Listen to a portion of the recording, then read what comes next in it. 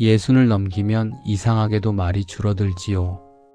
아니, 줄어들어야 한다는 걸 비로소 깨닫게 됩니다. 젊은 시절엔 말을 무기처럼 휘둘렀습니다.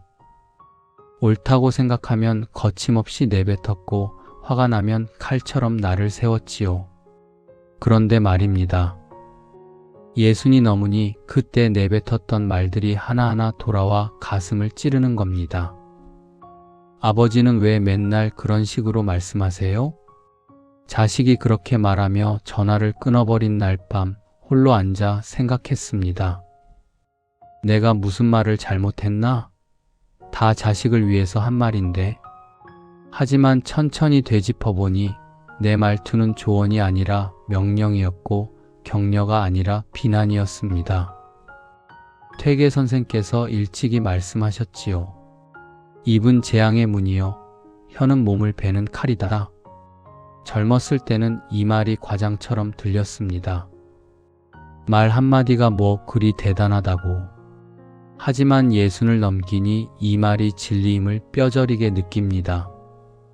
한마디 잘못된 말이 자식과의 관계를 멀어지게 하고 평생 함께한 친구를 등 돌리게 하고 심지어 배우자와의 평온한 저녁을 깨뜨린다는 걸 말입니다. 거친 말이 쌓이면 인생이 거칠어진다. 제자 한 명이 있었습니다. 똑똑하고 총명했으나 입이 가벼웠지요. 스승인 저에게도 거침없이 말했고 동료들에게도 독설을 서슴지 않았습니다. 진실을 말하는 것이 무엇이 잘못입니까? 그가 물었습니다. 저는 이렇게 답했습니다. 진실을 말하되 진실을 칼처럼 휘두르지는 말게.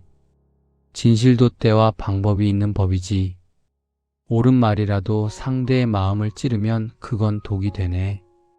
그 제자는 고개를 끄덕였지만 여전히 입을 다물지 못했습니다. 세월이 흘러 그는 벼슬길에 올랐으나 동료들과 끊임없이 다투었습니다. 결국 외롭게 관직을 떠났고 만년의 저를 찾아와 눈물을 흘리며 말했지요. 선생님, 제가 입만 조금 조심했더라면 이렇게 외롭지는 않았을 텐데요. 저는 그의 손을 잡고 이렇게 말했습니다. 말은 물과 같네. 제 그릇에 담기면 생명을 살리지만 넘치면 모든 것을 쓸어가 버리지. 당신의 말은 지금 어떤 그릇에 담겨 있습니까? 여러분, 지금 한번 돌아보십시오. 오늘 아침 배우자에게 무슨 말을 했습니까? 밥이 왜 이래? 또 그러고 있어? 작은 불만이 입 밖으로 나오는 순간 그것은 아침 식탁의 평화를 깨뜨립니다. 어제 저녁 자식에게 전화해서 무슨 말을 했습니까? 너 나이가 몇인데? 아직도 그 모양이야? 내가 말했잖아, 내 말 안 들으니까. 조언이라고 생각했지만 자식의 귀엔 잔소리로 들렸을 겁니다. 지난주 오랜 친구를 만나 무슨 말을 했습니까? 옛날 이야기를 하다가 그때 내가 그랬잖아 하며 오래된 실수를 들춰냈다면 그 친구는 웃으면서도 속으로 상처받았을 겁니다. 말은 한 번 나가면 주워 담을 수 없습니다. 화살은 활 시위를 떠나면 다시 돌아오지 않지요. 말도 마찬가지입니다. 한 번 내뱉은 말은 공기 중에 흩어져 사라지는 것 같지만 실은 상대방의 마음속 깊이 박혀 평생 남습니다. 말 한마디로 천냥 빚을 갚는다는 속담이 있지요. 반대로 말 한마디로 천냥 빚을 질 수도 있습니다. 아니, 돈으로 갚을 수 없는 빚을 질 수도 있습니다. 관계라는 빚, 신뢰라는 빚, 사랑이라는 빚을 말입니다. 노년의 품격은 입에서 나온다. 예순이 넘으면 사람들이 당신을 평가하는 기준이 바뀝니다. 젊었을 땐 무엇을 했는지, 얼마나 벌었는지, 어떤 자리에 있었는지가 중요했습니다. 하지만 이제는 다릅니다. 사람들은 당신이 무슨 말을 하는지, 어떻게 말하는지를 봅니다. 말투가 부드러운 어르신은 주변에 사람이 모입니다. 손주들이 찾아오고 자식들이 전화를 걸고 친구들이 함께 차를 마시자고 합니다. 하지만 말투가 거친 어르신은 외롭습니다. 손주들은 할아버지 할머니를 피하고 자식들은 전화를 짧게 끊고 친구들은 만남을 피합니다. 품격은 옷에서 나오는 게 아닙니다. 입에서 나옵니다. 비단 옷을 입고 금반지를 껴도 말이 거칠면 천합니다. 낡은 옷을 입고 소박하게 살아도 말이 따뜻하면 귀합니다. 퇴계 선생께서 말년에 제자들에게 이렇게 당부하셨습니다. 나이 들어 말이 많아지면 덕이 줄어든다네. 말을 아낄수록 복이 쌓이는 법이지. 지금 이 순간부터 말을 아끼십시오. 하고 싶은 말의 절반만 하십시오. 옳은 말이라도 3번 생각하고 입 밖에 내십시오. 화가 나도 하루만 참으십시오. 그러면 60 이후의 인생이 달라집니다. 자식이 다시 찾아오고 친구가 곁에 머물고 배우자가 미소 짓습니다.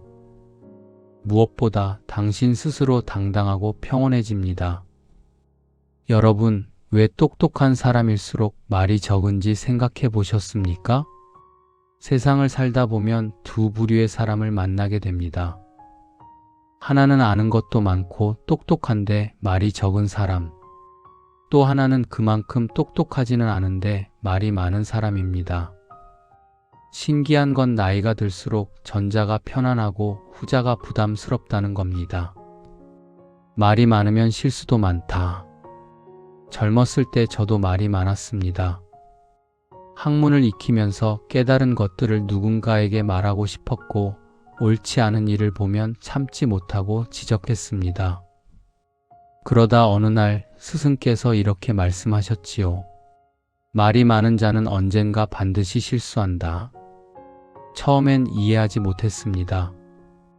옳은 말을 많이 하면 더 좋은 것 아닙니까? 하지만 세월이 흐르며 깨달았습니다. 말이 많으면 그 중에 반드시 불필요한 말이 섞입니다. 불필요한 말이 섞이면 그 중에 반드시 해로운 말이 나옵니다.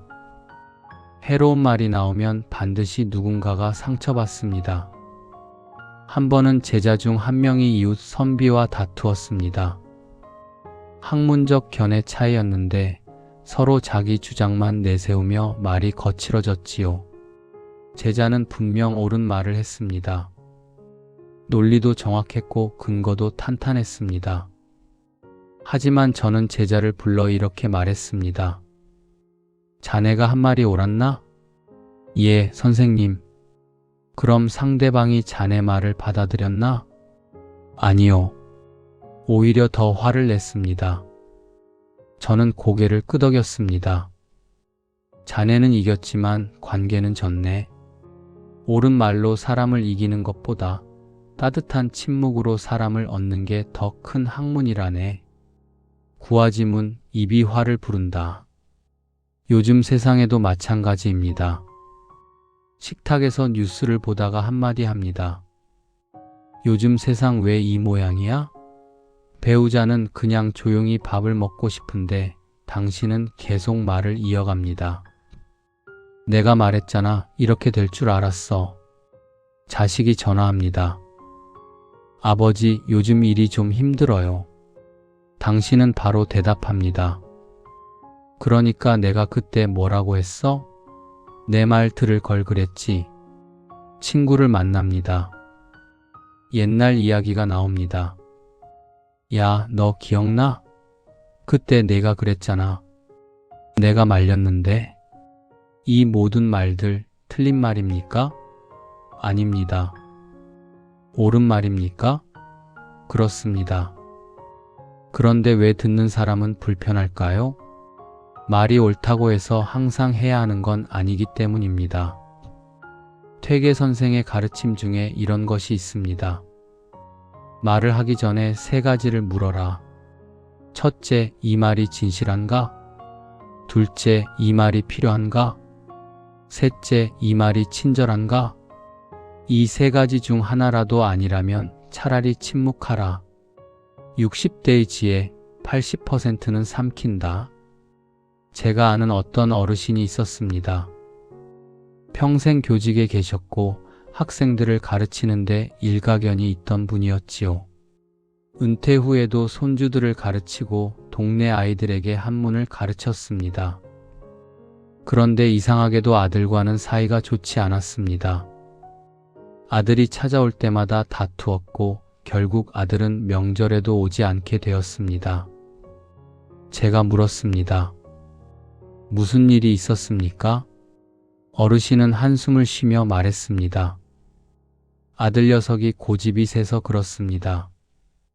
제가 뭘 말하면 듣질 않아요. 다 아들을 위해서 하는 말인데. 저는 조용히 물었습니다. 하시는 말씀이 모두 옳으셨습니까? 당연하지요. 제가 평생 교육자로 살았는데. 그럼 아드님은 그 옳은 말을 듣고 기뻐하셨습니까? 어르신은 말문이 막혔습니다. 저는 이렇게 말씀드렸습니다. 선생님께서는 평생 남의 자식을 가르치셨지만 정작 당신 자식과는 대화하지 못하셨습니다. 가르침과 대화는 다른 것입니다. 학생에게는 가르쳐야 하지만 자식에게는 들어주어야 합니다. 한 달 후 그 어르신이 다시 찾아오셨습니다. 얼굴이 밝았습니다. 선생님 말씀대로 했습니다. 아들이 찾아왔을 때 하고 싶은 말을 꾹 참고 그냥 들어주기만 했습니다. 아들 녀석이 1시간이나 떠들었습니다. 저는 고개만 끄덕였지요. 그런데 신기하게도 아들이 돌아가면서 이렇게 말하더군요. 아버지, 오늘 정말 좋았어요. 다음에 또 올게요. 저는 미소 지으며 말했습니다. 보십시오. 침묵이 가장 좋은 대화였습니다. 똑똑한 60은 입을 닫는다. 나이가 들수록 깨닫는 진리가 있습니다. 말을 많이 하는 것은 지혜가 아니라 불안의 표현입니다. 왜 우리는 말을 많이 할까요? 인정받고 싶어서입니다. 내가 틀리지 않았다는 걸 증명하고 싶어서입니다. 외로움을 말로 채우고 싶어서입니다. 하지만 역설적이게도 말을 많이 할수록 인정받지 못하고 말을 많이 할수록 틀렸다는 증거만 쌓이고 말을 많이 할수록 더 외로워집니다. 퇴계 선생께서 말년에 이런 글을 남기셨습니다. 말이 적으면 덕이 쌓이고 덕이 쌓이면 복이 온다. 지금부터라도 늦지 않았습니다. 하고 싶은 말의 80%는 삼키십시오. 필요한 말만 하고 나머지는 마음속에 담아두십시오. 옳은 말이라도 상대가 듣고 싶어 하지 않으면 입 밖에 내지 마십시오. 그러면 신기한 일이 일어납니다. 사람들이 당신 곁으로 다가옵니다. 당신이 입을 열면 사람들이 귀를 기울입니다. 당신의 말 한마디가 무게를 가집니다. 여러분, 솔직히 말씀드리겠습니다. 가장 말을 아껴야 할 사람이 누구인지 아십니까? 바로 자식입니다. 아이러니하지요. 세상에서 가장 사랑하는 사람인데 가장 함부로 말을 하게 됩니다. 세상에서 가장 오래 함께한 사람인데 가장 듣기 싫은 말을 하게 됩니다. 잔소리와 조언, 단 한 끗 차이. 젊었을 때 제게도 스승이 계셨습니다. 대유학자 이연적 선생이셨지요. 선생께서는 말씀이 적으셨습니다. 한 달에 한 번 찾아뵈어도 길어야 1시간, 짧으면 30분이면 끝났습니다. 처음에는 답답했습니다. 선생님께서 좀 더 많이 가르쳐 주시면 좋을 텐데 하는 생각이 들었지요. 그런데 신기한 것은 선생님께서 하신 말씀 한마디 한마디가 평생 제 가슴에 남았다는 겁니다.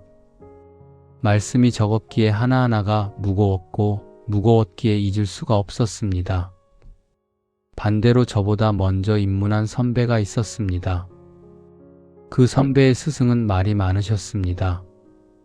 무엇이든 자세히 설명하시고 끊임없이 조언하셨지요. 몇 년 후 그 선배와 이야기를 나눴습니다. 자네 스승께서 어떤 말씀을 가장 기억하나? 선배는 한참을 생각하다가 대답했습니다. 글쎄요. 말씀이 워낙 많으셔서 정확히 기억나는 게 없네요. 저는 그때 깨달았습니다. 말이 많으면 귀해지지 않는다는 것을. 부모의 말은 왜 자식에게 잔소리로 들릴까? 여러분도 경험해 보셨을 겁니다. 아들이 집에 왔습니다. 오랜만에 왔으니 반갑습니다. 그런데 밥을 먹다가 자꾸 말이 나옵니다. 요즘 운동은 하니? 담배는 끊었어? 건강검진은 받았고? 돈 관리 잘해야 돼. 처가 식구들한테 잘해야 하고. 애들 교육도 신경 써야지. 1시간 동안 10가지를 말합니다. 옳은 말입니다. 다 자식을 위한 말입니다. 그런데 아들은 밥을 다 먹기도 전에 일어납니다. 아버지, 저 일이 있어서 먼저 가볼게요. 당신은 섭섭합니다. 이렇게 오랜만에 왔는데 벌써 가? 하지만 아들 입장에서 생각해 보십시오. 1시간 동안 10가지 잔소리를 들었습니다. 하나하나는 다 옳은 말이지만 10가지가 쌓이니 숨이 막힙니다. 퇴계 선생께 한 제자가 물었습니다. 선생님, 제 아들이 제 말을 듣지 않습니다. 옳은 말을 해도 귀담아 듣지 않습니다. 어찌하면 좋겠습니까? 선생께서 되물으셨습니다. 자네는 아들에게 하루에 몇 가지를 말하나? 글쎄요. 생각나는 대로 말하니 10가지도 넘을 것 같습니다. 선생께서 고개를 저으셨습니다. 10가지를 말하면 하나도 남지 않네. 하나만 말하면 그 하나가 평생 남는 법이지. 침묵이 가장 큰 교육이다. 제가 아는 어떤 아버지가 있었습니다. 딸이 하나 있었는데 딸이 대학을 졸업하고 취업을 준비하고 있었습니다. 취업이 잘 안 되었습니다. 몇 달째 서류에서 떨어지고 면접에서 떨어졌습니다. 딸은 점점 우울해졌고 방에만 틀어박혀 있었습니다. 아버지는 속이 타들어갔습니다. 하고 싶은 말이 많았습니다. 좀 더 적극적으로 알아봐라. 내가 원하는 회사만 고집하지 마라. 이럴 때일수록 긍정적으로 생각해야지. 하지만 아버지는 꾹 참았습니다. 대신 이렇게 했습니다. 매일 아침 딸의 방문 앞에 따뜻한 차 한 잔을 놓아두었습니다. 말은 하지 않았습니다. 그냥 차만 놓아두었지요. 한 달이 지났습니다. 딸이 방문을 열고 나왔습니다. 아버지에게 안겼습니다. 아빠, 고마워요. 아빠가 아무 말도 안 해주셔서 제가 스스로 생각할 수 있었어요. 이제 괜찮아요. 그 아버지가 제게 이런 말을 했습니다. 선생님, 제가 평생 딸에게 했던 말보다 한 달 동안 하지 않았던 말이 더 큰 힘이 되었습니다. 저는 그 아버지의 손을 잡고 말했습니다. 자식은 부모의 말로 자라는 게 아니라네. 부모의 마음으로 자라는 걸세. 말 없는 차 한 잔에 담긴 당신 마음을 따님이 제대로 읽었네 그려. 존경받는 부모의 비밀. 자식에게 존경받는 부모와 그렇지 못한 부모의 차이는 무엇일까요? 많은 분들이 착각합니다. 내가 옳은 말을 많이 해야 존경받는다고 생각합니다. 하지만 정반대입니다. 옳은 말을 참는 부모가 존경받습니다. 자식이 실수했을 때 그것 봐, 내가 뭐라고 했어 라고 말하는 부모는 원망받습니다. 조용히 뒤처리를 도와주는 부모는 존경받습니다. 자식이 힘들어할 때 그러니까 미리미리 하라고 했잖아 라고 말하는 부모는 피곤합니다. 묵묵히 곁에 있어주는 부모는 든든합니다. 자식이 성공했을 때 다 내가 시킨 대로 해서 그런 거야 라고 말하는 부모는 거슬립니다. 잘했다라고만 말하는 부모는 그립습니다. 퇴계 선생께서 이런 말씀을 하셨습니다. 자식을 가르치는 데는 세 가지 방법이 있네. 첫째는 말로 가르치는 것, 둘째는 행동으로 보여주는 것, 셋째는 침묵으로 깨닫게 하는 것이지. 그 중에서 가장 어렵지만 가장 효과적인 것이 침묵이라네. 오늘부터 실천하는 법. 오늘 저녁 자식이 전화를 한다면 이렇게 해보십시오. 하고 싶은 말을 종이에 적어 보십시오. 10가지가 나올 겁니다. 그 중에서 9가지를 지우십시오. 단 한 가지만 남기십시오. 그리고 전화를 받으십시오. 먼저 물으십시오. 요즘 어떻게 지내니? 듣기만 하십시오. 자식이 하는 말을 중간에 끼어들지 마십시오. 자식이 다 말하면 그때 남겨둔 한 가지만 조용히 말하십시오. 아빠는 내가 건강했으면 좋겠어. 또는 엄마는 내가 행복했으면 좋겠어. 그게 전부입니다. 자식은 전화를 끊으며 이렇게 생각할 겁니다. 오늘 아빠 엄마 괜찮으셨네. 다음에 또 전화해야지. 그리고 며칠 후 자식이 먼저 전화할 겁니다. 여러분, 혹시 이런 생각을 해보신 적 있습니까? 나이가 들수록 친구가 줄어든다. 맞습니다. 60이 넘으면 친구가 확연히 줄어듭니다. 어떤 분은 세상을 떠나고 어떤 분은 몸이 불편해지고 어떤 분은 그냥 멀어집니다. 그래서 많은 어르신들이 불안해합니다. 남은 친구들이라도 붙잡고 싶어 합니다. 전화를 자주 하고 만나자고 조르고 만나면 쉬지 않고 말을 합니다. 하지만 이상하게도 그럴수록 친구는 더 멀어집니다. 말을 쏟아내는 만남, 에너지를 빼앗는 관계. 제가 아는 어떤 어르신이 계셨습니다. 평생 친구가 많기로 유명한 분이셨지요.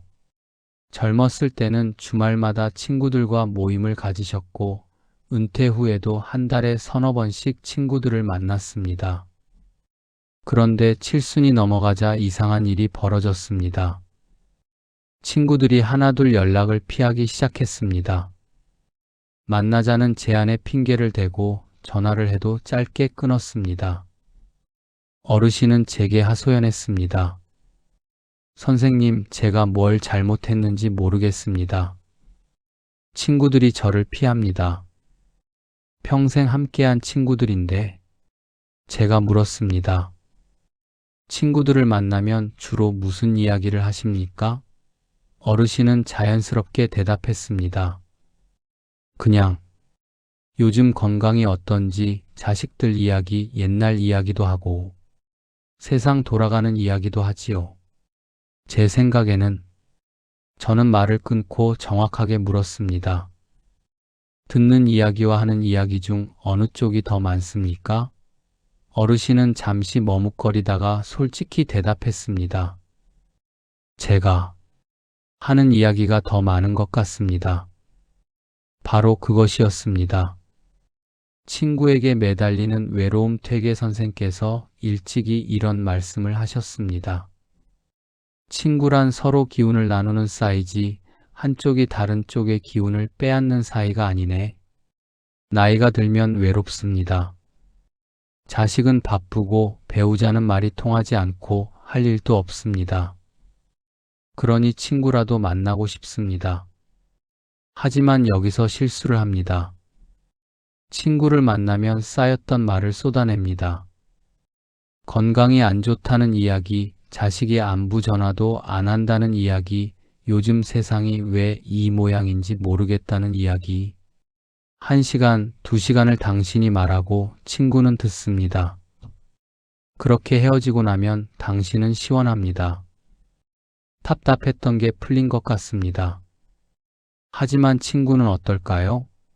친구는 집으로 돌아가며 생각합니다. 오늘 정말 피곤하네. 다음에는 핑계를 대고 안 만나야겠어. 당신은 외로움을 달래려고 친구를 만났지만 결과적으로 친구를 잃어가고 있는 겁니다. 한 제자의 깨달음 제자 중에 김성일이라는 이가 있었습니다. 명석하고 학문이 깊었으나 성격이 급했습니다. 친구들과 이야기할 때면 자기 생각을 끊임없이 말했고 상대방의 말을 자주 끊었습니다. 젊었을 때는 친구가 많았습니다. 총명하고 재미있으니 사람들이 모였지요. 그런데 시간이 지나자 친구들이 하나둘 멀어졌습니다.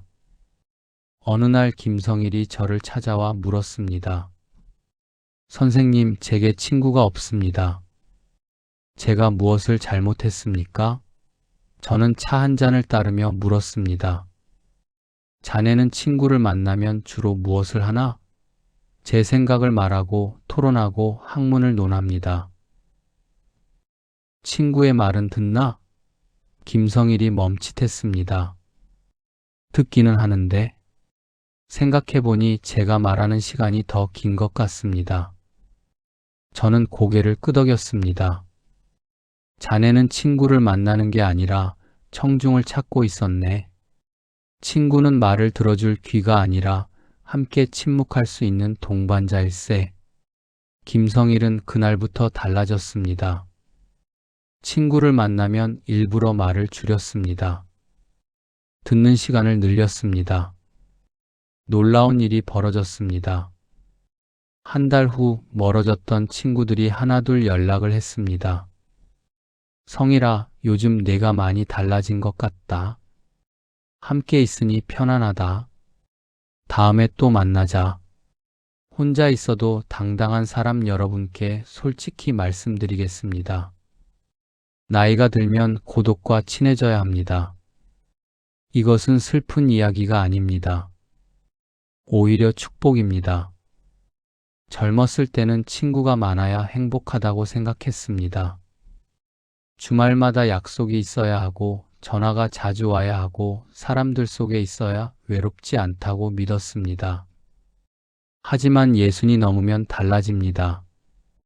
진짜 행복은 혼자 있을 때 편안한 겁니다. 퇴계 선생께서 말년에 도산서당에 계실 때 제자 한 명이 물었습니다. 선생님께서는 이렇게 산 속에 혼자 계셔도 외롭지 않으십니까? 선생께서 미소 지으며 대답하셨습니다. 외로움과 고독은 다르네. 외로움은 타인이 없어서 생기는 괴로움이요.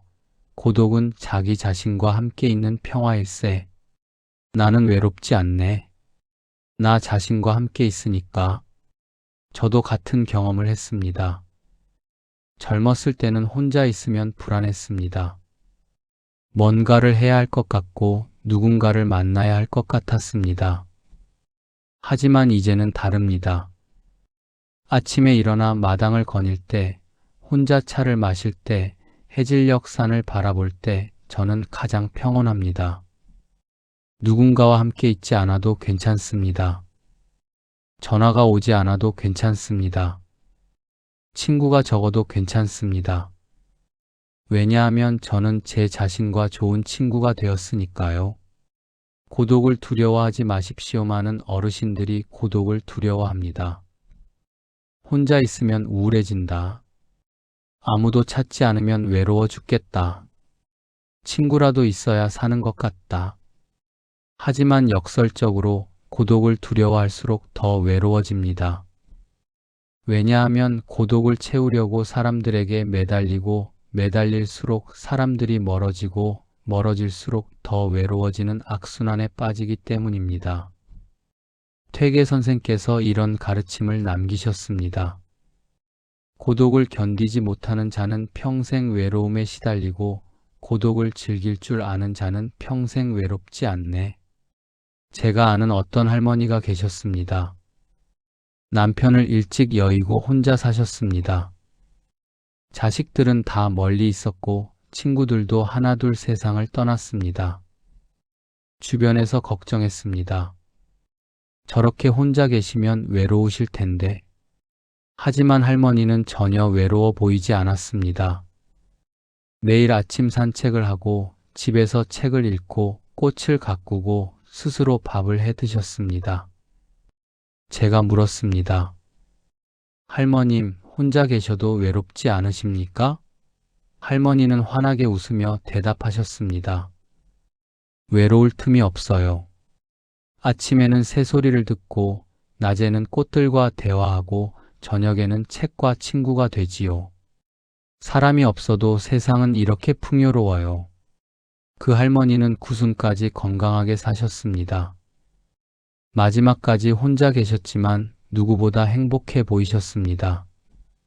친구가 필요 없다는 말이 아닙니다. 오해하지 마십시오. 제가 친구를 만나지 말라는 게 아닙니다. 고독 속에 틀어박혀 살라는 것도 아닙니다. 제가 말씀드리는 건 이겁니다. 친구에게 의존하지 말고 친구와 함께 나누십시오. 친구를 만날 때 이렇게 해보십시오. 당신이 말하는 시간보다 듣는 시간을 더 길게 하십시오. 친구의 이야기를 진심으로 들어주십시오. 하고 싶은 말이 있어도 절반만 하십시오. 그리고 가끔은 말없이 함께 있어도 괜찮습니다. 차를 마시면서 산을 보면서 그냥 나란히 앉아 있는 것만으로도 충분합니다. 진짜 친구는 많은 말을 나누는 사이가 아니라 침묵이 편안한 사이입니다. 퇴계 선생께서 평생 가장 가까이 지낸 친구가 있었습니다. 이름은 이준경. 둘은 한 달에 한 번씩 만났는데 만나면 주로 차를 마시고 산을 걸었습니다. 어느 제자가 물었습니다. 선생님께서는 이준경 어른과 만나시면 무슨 이야기를 하십니까? 선생께서 대답하셨습니다. 별로 하지 않네. 그저 함께 있을 뿐이지. 그런데도 친합니까? 그래서 친하네. 말이 필요 없는 것이 진정한 벗이라네. 오늘부터 실천하십시오. 이번 주에 친구를 만나신다면 이렇게 해보십시오. 만나기 전에 다짐하십시오. 오늘은 듣는 사람이 되자. 친구가 말하면 끝까지 들어주십시오. 중간에 끼어들지 마십시오. 하고 싶은 말이 10가지 있어도 3가지만 하십시오. 그리고 헤어질 때 이렇게 말하십시오. 오늘 자네 이야기를 들으니 좋았네. 친구는 집에 가며 생각할 겁니다. 오늘 참 편안했어. 다음에 또 만나야지. 그리고 며칠 후 친구가 먼저 연락할 겁니다. 말을 쏟아내지 않아도 친구는 당신 곁에 남습니다. 고독을 두려워하지 않으면 외로움도 사라집니다. 혼자 있어도 당당하고 함께 있어도 편안한 사람. 그것이 바로 예순 이후 우리가 되어야 할 모습입니다. 여러분, 마지막 장에 이르렀습니다. 지금까지 우리는 말의 위력에 대해 이야기했습니다. 말이 어떻게 재앙이 되는지, 어떻게 관계를 무너뜨리는지, 어떻게 우리 자신을 해치는지 살펴봤습니다. 이제 마지막으로 이야기하고자 합니다. 말을 아끼면 복이 온다는 것을. 말은 기운이다. 퇴계 선생께서 70이 넘어 이런 말씀을 하셨습니다. 말을 많이 하면 기운이 흩어지고 말을 아끼면 기운이 모인다네. 처음엔 이해하기 어려웠습니다. 말이 무슨 기운입니까? 하지만 나이가 들면서 깨달았습니다. 하루 종일 말을 많이 한 날은 저녁에 피곤합니다. 몸도 지치고 정신도 흐릿합니다. 반대로 말을 적게 한 날은 저녁에도 맑습니다. 몸도 가볍고 마음도 편안합니다. 우리 몸에는 정해진 기운이 있습니다. 그 기운을 어디에 쓰느냐가 중요합니다. 말을 많이 하면 그 기운이 밖으로 흩어집니다. 말을 아끼면 그 기운이 안으로 모입니다. 안으로 모인 기운은 건강이 되고 평온이 되고 결국 복이 됩니다. 80 노인의 비밀. 제가 아는 어떤 어르신이 계셨습니다. 80이 넘었는데도 정정하셨습니다. 병원에 갈 일도 거의 없고 걸음걸이도 젊은 사람처럼 힘차셨습니다. 사람들이 물었습니다. 어르신, 건강 비결이 뭡니까? 어르신은 간단히 대답하셨습니다. 말을 아낍니다. 사람들은 고개를 갸웃했습니다. 말을 아끼는 게 무슨 건강 비결입니까? 어르신이 설명하셨습니다. 젊었을 때는 말을 많이 했습니다. 하루 종일 떠들었지요. 그러면 저녁에 늘 피곤했습니다. 몸도 아프고 머리도 아팠습니다. 쉰을 넘기면서 말을 줄이기 시작했습니다. 하고 싶은 말의 절반만 했습니다. 신기하게도 피곤함이 줄어들었습니다. 예순이 넘어서는 더 줄였습니다. 필요한 말만 했습니다. 몸이 더 가벼워졌습니다. 70이 넘어서는 하루에 필요한 말 외에는 거의 하지 않습니다. 지금 이렇게 80이 넘도록 건강합니다. 퇴계 선생께서도 비슷한 경험을 하셨습니다. 젊었을 때는 강학을 자주 하셨습니다. 하루에 몇 시간씩 제자들에게 강의하셨지요. 하지만 나이가 들면서 강학 시간을 줄이셨습니다. 제자들이 아쉬워했습니다. 선생님, 왜 강학을 줄이십니까? 선생께서 대답하셨습니다. 말이 많으면 정신이 흩어지고 정신이 흩어지면 학문이 흐려지네. 나는 말을 아껴 정신을 보존하려 하네. 복을 담는 그릇. 옛사람들은 이런 말을 했습니다. 덕은 복을 담는 그릇이다. 덕이 크면 큰 복을 담을 수 있고 덕이 작으면 작은 복밖에 담을 수 없다는 뜻입니다. 그렇다면 덕은 어떻게 키울 수 있을까요? 많은 사람들이 착한 일을 많이 해야 한다고 생각합니다. 물론 맞는 말입니다. 하지만 퇴계 선생께서는 더 근본적인 것을 말씀하셨습니다. 말을 삼가면 덕이 쌓인다. 왜 그럴까요? 말을 삼가면 마음이 고요해집니다. 마음이 고요하면 욕심이 줄어듭니다. 욕심이 줄어들면 다투지 않습니다. 다투지 않으면 원망이 없습니다.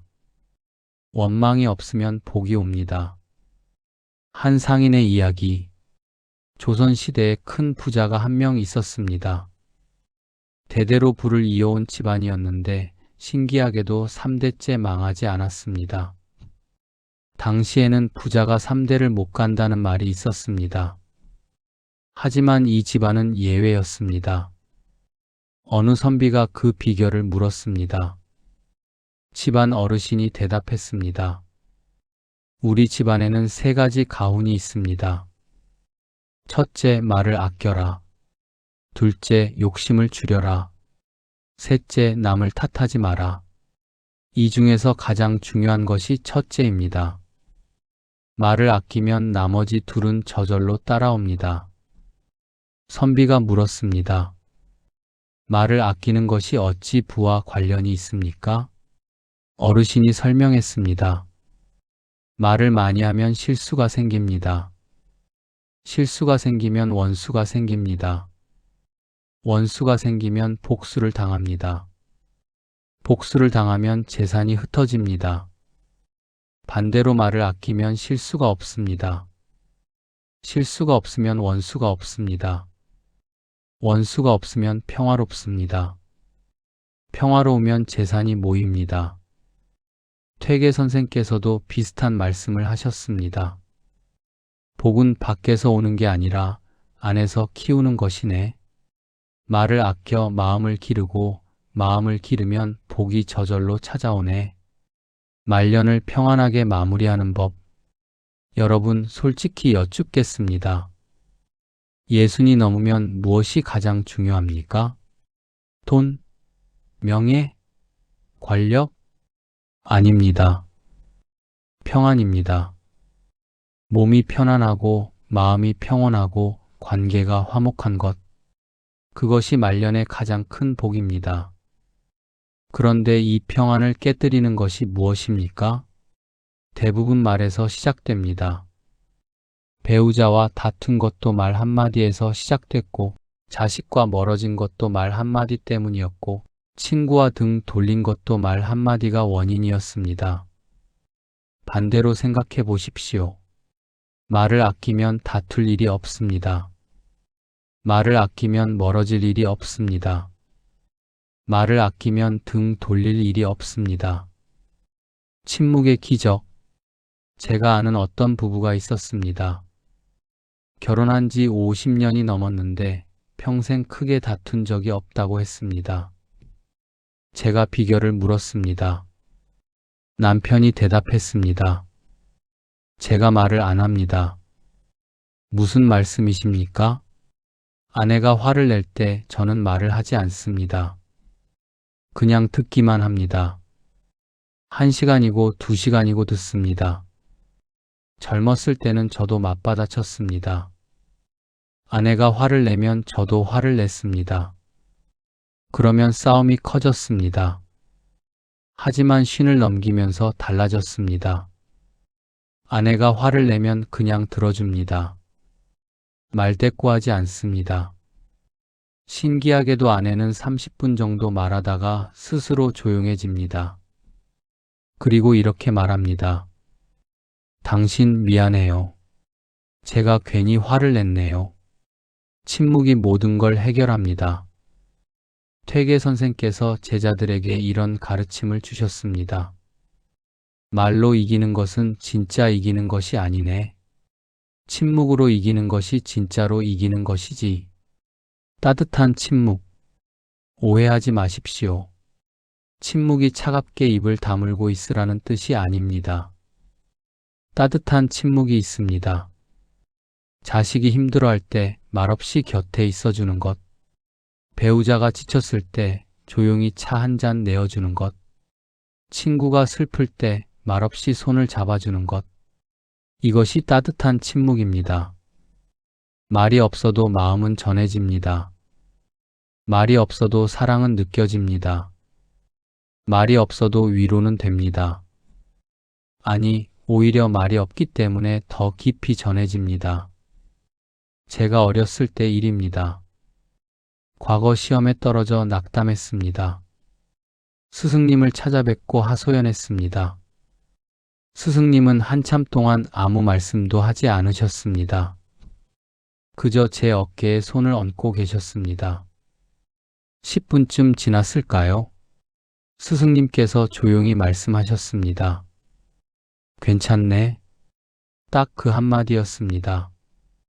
하지만 그 한마디와 그 침묵이 저를 일으켜 세웠습니다. 만약 스승님께서 긴 위로의 말씀을 하셨다면 오히려 덜 위로가 되었을 겁니다. 침묵이 때로는 1000마디 말보다 강합니다. 당신의 말년을 축복합니다. 여러분, 이제 정리하겠습니다. 예순이 넘으면 말을 줄이십시오. 하고 싶은 말의 80%는 삼키십시오. 옳은 말도 3번 생각하고 하십시오. 화가 나도 하루 참으십시오.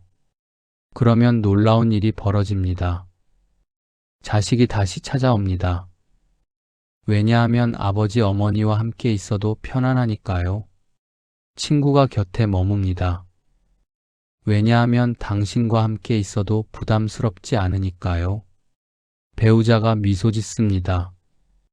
왜냐하면 당신이 더 이상 잔소리하지 않으니까요. 무엇보다 당신 자신이 평온해집니다. 더 이상 후회할 말을 하지 않으니까, 더 이상 관계가 꼬이지 않으니까, 더 이상 마음이 무겁지 않으니까. 퇴계 선생의 마지막 가르침. 퇴계 선생께서는 70이 되던 해 겨울 병석에 누우셨습니다. 제자들이 모두 모였습니다. 제자들은 마지막 가르침을 기다렸습니다. 분명 위대한 학문적 통찰이나 깊은 철학적 진리를 말씀하실 거라고 생각했습니다. 하지만 선생께서 하신 말씀은 아주 단순했습니다. 말을 아껴라. 그것이 도의 시작이니라. 제자들은 어리둥절했습니다. 평생 학문을 연구하신 대학자의 마지막 말씀이 고작 말을 아끼라는 것입니까? 하지만 세월이 흐른 후 제자들은 깨달았습니다. 말을 아끼는 것이야말로 모든 덕의 근본이었다는 것을, 말을 아끼는 것이야말로 평안의 시작이었다는 것을, 말을 아끼는 것이야말로 복을 부르는 길이었다는 것을. 오늘부터 시작하십시오. 여러분, 오늘부터 시작하십시오. 오늘 저녁 배우자와 식사할 때 하고 싶은 말을 절반만 하십시오. 내일 아침 자식에게 전화할 때 잔소리 대신 사랑한다 한마디만 하십시오. 이번 주 친구를 만날 때 당신이 말하는 시간보다 듣는 시간을 더 길게 하십시오. 그리고 한 달 후 당신의 삶을 돌아보십시오. 분명 달라져 있을 겁니다. 관계가 부드러워지고 마음이 평온해지고 복이 찾아올 겁니다. 말을 아끼는 것, 그것이 바로 근원입니다. 근원이야말로 복을 부르는 가장 확실한 길입니다. 퇴계 선생께서 남기신 마지막 시가 있습니다. 언어를 삼가고 삼가면 마음이 저절로 평온하네. 평온한 마음에 복이 깃들고 복이 깃들면 천수를 누리리. 여러분의 말년이 평안하고 복되기를 이 늙은이는 진심으로 기원합니다. 말을 아끼십시오. 그것이 당신이 줄 수 있는 가장 큰 선물입니다. 당신 자신에게도 당신이 사랑하는 사람들에게도